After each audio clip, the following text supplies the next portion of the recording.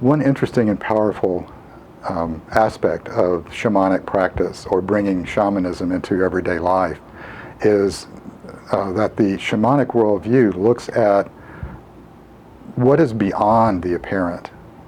It is as though there is a film that we interact with that we call reality. But beyond that, there's something more. Beyond that, there's an energetic world. There's a spirit world that is perhaps slightly shifted in its energetic vibration than ordinary reality. There's a lot more to be said about that. But the idea is that there's more going on around us all the time than we are ordinarily aware of. It has to do with filtering of perception and also filtering of our belief systems. But even then, shamans know that there's something beyond that, that there is a connectedness to everything, and that everything is alive. All beings, everything in this universe is as alive as you are.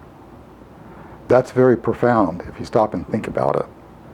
And it helps to connect the individual to everything else in the reality system. You know, we're used to thinking about people and animals and plants, and we have all kinds of definitions about what it means to be alive from the chemistry and physics world. But shamans say it's even deeper than that, because for them, things like stones are also alive. They have their own energy. They have their own way of communicating. And so stones are available to be interacted with. And many times, many people use stones as guides, and that's perfectly legitimate. Each stone has its own energy. It has its own power, so to speak. So we can actually even get to that point when you sit back and think about it, that they're still organic, they're still sort of natural. But let's stretch the idea a little bit. There's a number of people, perhaps you included, who have a name for your car or your vehicle of some kind, whether it's your bicycle or your car, your truck, your airplane. We name things sort of naturally. Why do we do that? Because there's a sense in us that that being, that vehicle, has its own energy. It has its own awareness, in a way. It has its own beingness. So that my truck's name is Ranger. She told me that. I asked her, she said, Ranger. It's tattooed all over me. How can you miss it? I thought that was amusing, and so Ranger is her name. And so when I get into my vehicle and I'm going to go somewhere, then often as not, I close the door, I say, how are you doing, Ranger? You know, pat the dashboard and say, this is where we're going. Let's see if we can make it a smooth and seamless journey. Lots of green lights. Let's see if we can do that. Often as not, it works. Sometimes it doesn't, of course, but often as not, it works. But at the very least, it brings to me an awareness of my connection to my vehicle. And if you think about that even deeper, if you keep it fed, if you keep it well maintained, then you'll have fewer problems than if you do the opposite. If you don't feed it good food, eventually it will break down. Eventually it will leave you stranded on the side of the road because it can't go anymore.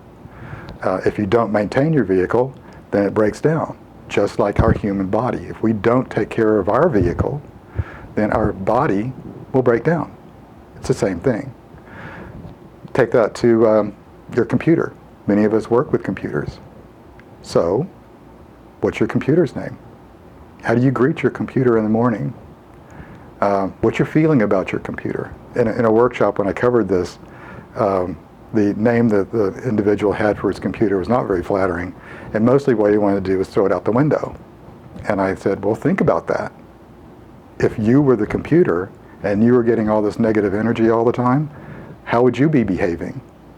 And it made him sort of sit back and think, wonder about that. Okay? So, everything is alive,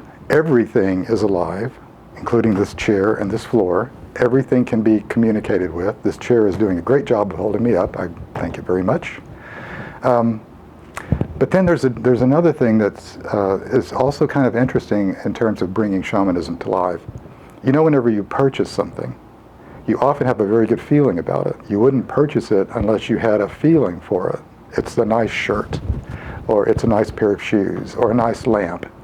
And so you buy it because you have a good feeling for it. If you're like me, and like many people, if not most people, over time that feeling may fade. I don't have such a good relationship with the shirt anymore. It's kind of old.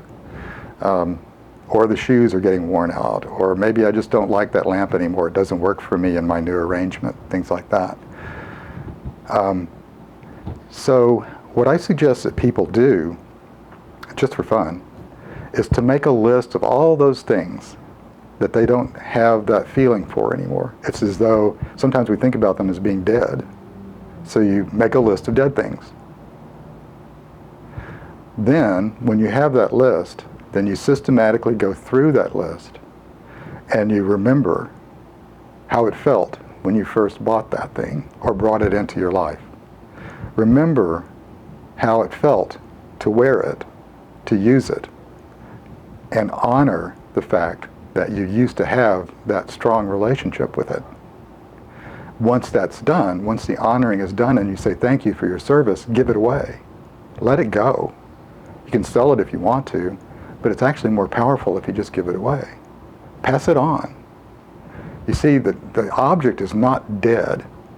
It's the relationship you have with the object that is dead.